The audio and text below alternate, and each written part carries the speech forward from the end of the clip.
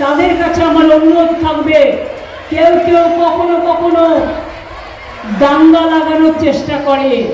মুর্শিদাবাদ জেলায় কিন্তু দাঙ্গার ইতিহাস নেই।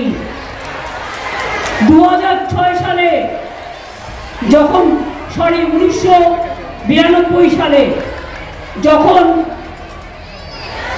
বাবরি মসজিদ ডিমোলিশন হয়, সব জায়গায় দাঙ্গা হলেও মুর্শিদাবাদ জেলায় দাঙ্গা হয়নি। হ্যাঁ, কাটরা মসজিদের ঘটনা আমার মনে আছে, আমি এসেও ছিলাম তখন, প্রায় 40 জন মারা গিয়েছিল, আমি আজও ভুলতে পারি না।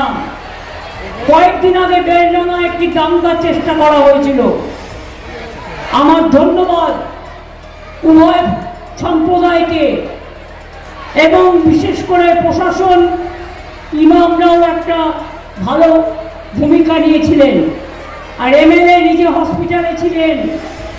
দাঁড়াও, আমি নিজে হসপিটাল থেকে মুক্ত করেছিলাম ওদের, এলাকায় যাও, পাহারা দাও।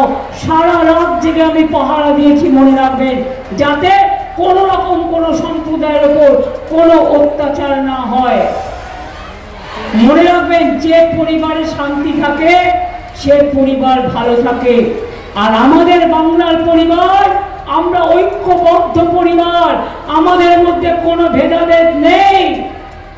যারা করে তাদের আমরা ঘৃণা করি,